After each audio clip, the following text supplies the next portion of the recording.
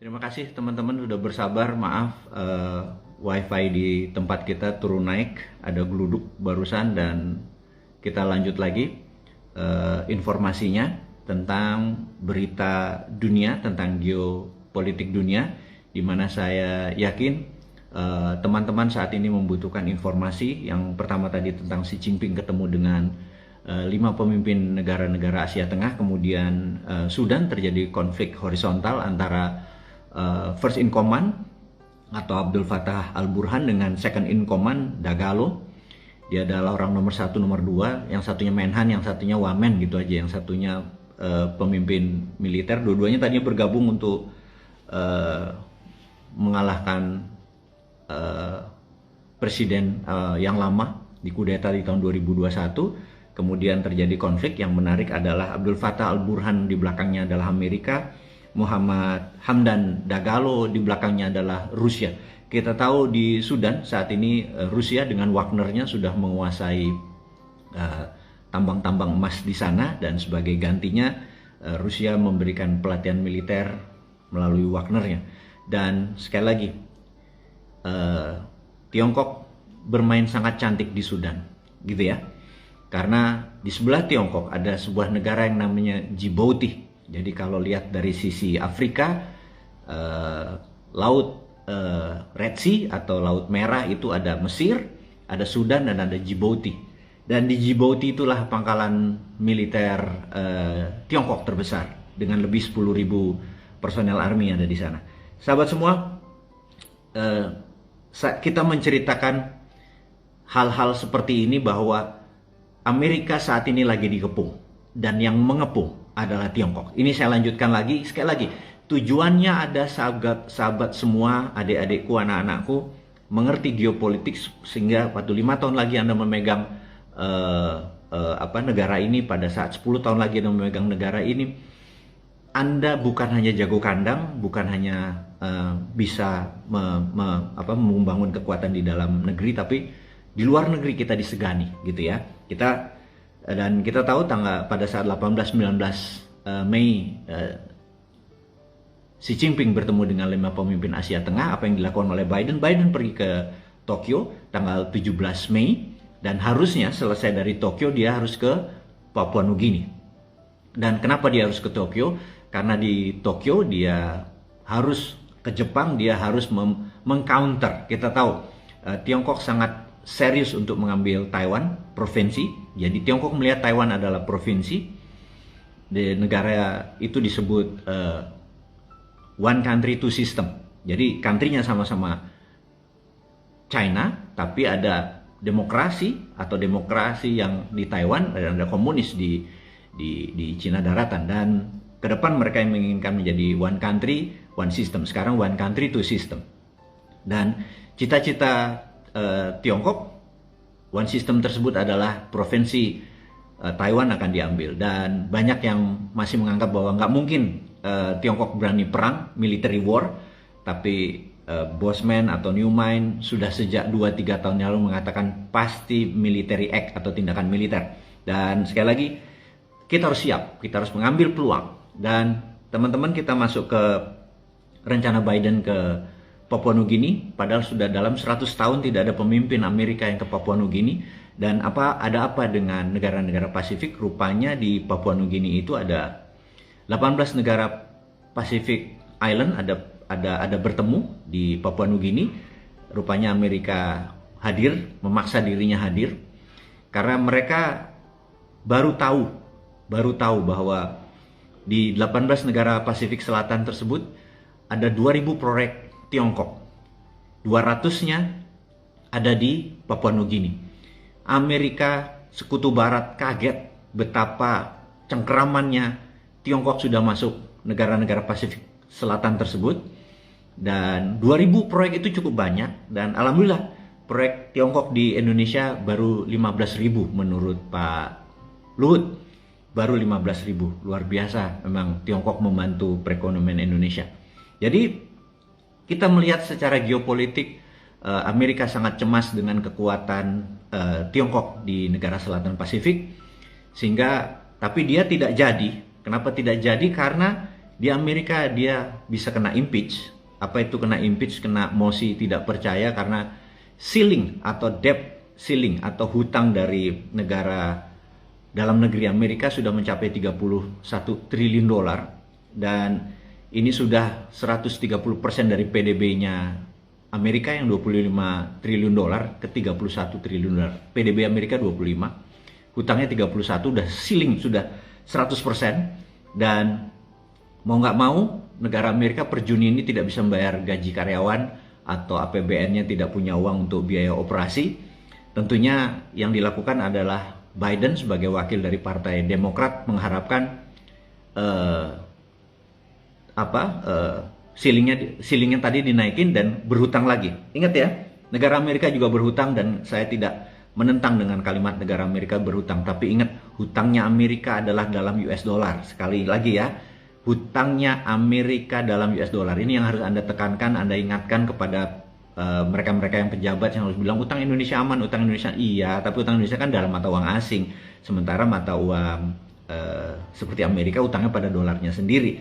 Jadi kalau dia mau printing money terserah. Nah, di sini ada teori konspirasinya yang buat teman-teman dimanapun mohon dipertimbangkan, bahwa di Papua New Guinea itu bersebelahan dengan Papua, dan apakah kehadiran Biden di sana adalah bagian dari rencana. Karena kalau Amerika printing money lagi, tentunya Amerika memerlukan nggak mungkin angin, nggak mungkin underlay-nya angin, jangan-jangan underlay-nya adalah underlay-nya adalah emas, dan emas yang paling terbaik tentunya emas di Freeport, di Oksibil, di sebelah Papua Nugini. Dan apakah nanti ada rencana mereka untuk membuat seperti Timur Timur dulu? Saya pikir Indonesia harus melakukan banyak strategi, termasuk Anda sahabat semua, untuk mempelajari apakah benar Indonesia ini akan di timur-timurkan sekali lagi. Dan saya harap jangan. Inilah kita gunanya hari ini, kita masuk ke sosial media untuk membangkitkan, mengingatkan, menyadarkan siapapun itu tanpa meniat mendiskreditkan atau menyalahkan gitu ya. Ini semua sudah terjadi, jadi kita mengingatkan bahwa apakah skenario-nya Amerika nanti pada saat printing money adalah mengharapkan untuk Freeport itu emasnya adalah buat mereka, dan untuk itu mereka mengambil pulau Papua. Semoga jangan terjadi, dan hal itu harus terus diingatkan. Jadi teman-teman, itu adalah berita dunia yang saya fokuskan, sehingga Anda bisa melihat betapa Tiongkok strateginya main di Ukraina dengan membantu Rusia. Tiongkok membangun aliansi dengan Asia Tengah. Tiongkok membangun di Djibouti, dengan Rusia mengambil Sudan. Kemudian Tiongkok bersiap-siap mengambil Taiwan, dengan gempuran terdekat adalah bersiap-siap dengan basis negara Pasifik Selatan. Jadi apapun itu, ini bermain cantik. Yang saya berharap Indonesia juga pemimpinnya kelak atau saat ini pun sudah sadar untuk bermain cantik. Misalnya bermain cantik tuh IKN itu powernya adalah tenaga nuklir misalnya, kayak gitu ya. Sehingga kita punya pengayaan nuklir, sehingga kita punya power plant berbasis nuklir, sehingga kita bisa direspek bahwa negara Indonesia pun bisa mengelola nuklir tersebut sebagai energi, atau sebagai alat deterrent atau alat tawar atau alat gentar gitu ya.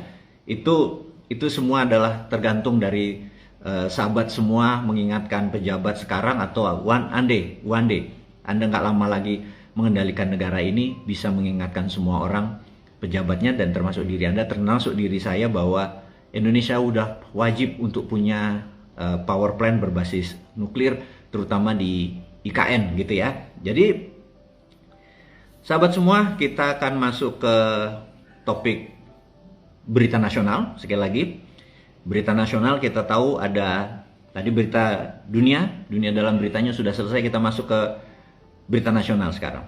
Kita tahu ada kemungkinan besar paslon saat ini yang bertanding di 2024 adalah Pak Ganjar, sudah pasti karena firm PDIP-nya. Kemudian kedua adalah Pak Anies dengan Nasdem, Demokrat, dan PKS-nya. Dan mudah-mudahan firm semuanya ya mencalonkan. Dan kemudian ketiga kita bisa melihat Pak Prabowo itu juga bisa dengan siapapun, dengan Mas Erik apa segala macam bisa, dan sebenarnya bisa 4 paslon, di mana Golkar pun sebenarnya punya power untuk 20% threshold. Jadi sebenarnya bisa 4 paslon sebenarnya, 4 paslon. Tapi kemungkinan adalah 3 paslon, dan kita tahu baik 3 paslon atau 4 paslon pasti 2 ronde. Ini sekedar mengingatkan sahabat semua.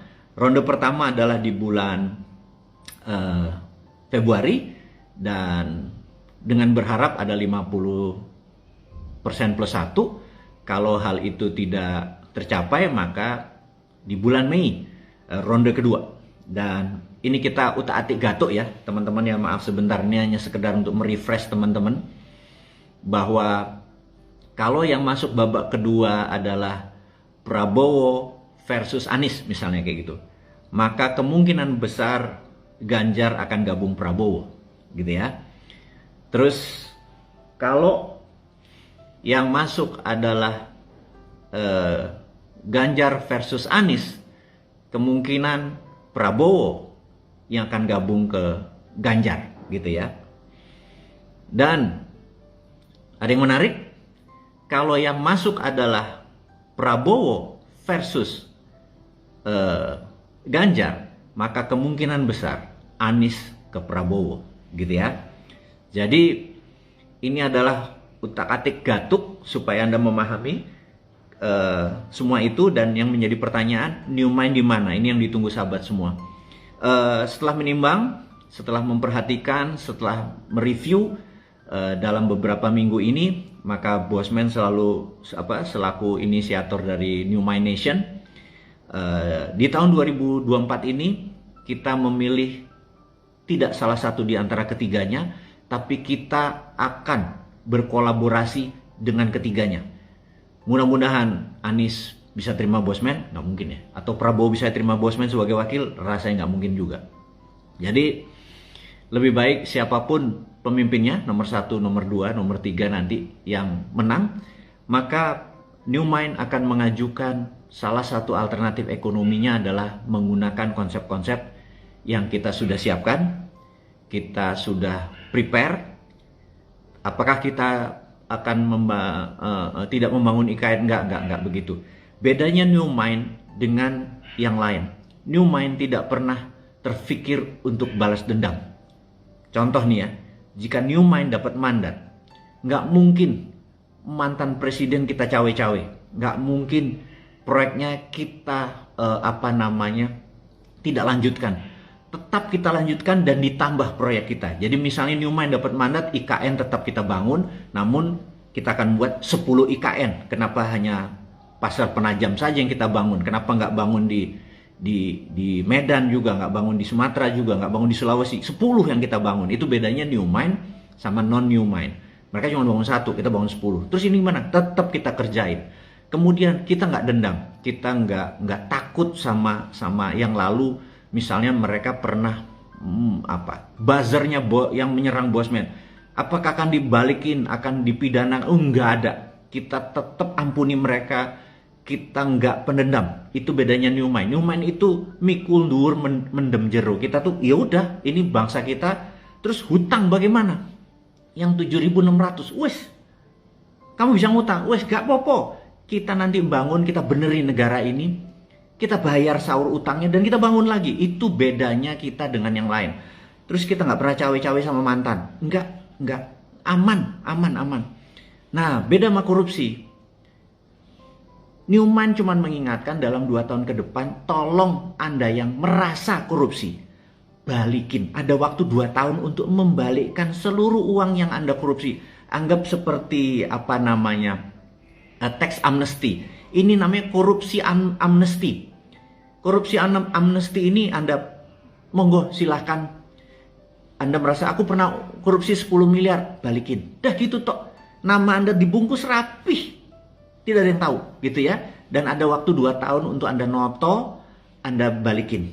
Dah, ini ingat. Tapi setelah 2 tahun dari hari H tersebut, anggap 17 Agustus 2026. Setelah 17 Agustus 2024 misalnya. Begitu 2026, 17 Agustus ke depan, Kalau ternyata ada fakta-fakta bahwa Anda sebagai pegawai BUMN, direksi BUMN, main sama BUMN, sebagai pejabat, Pemda, menteri, atau badan-badan apapun, di departemen, di lembaga-lembaga negara yang pakai APBN, pakai uang rakyat, pakai APBD, di 2 tahun setelah pengumuman, ternyata Anda tidak membalikan.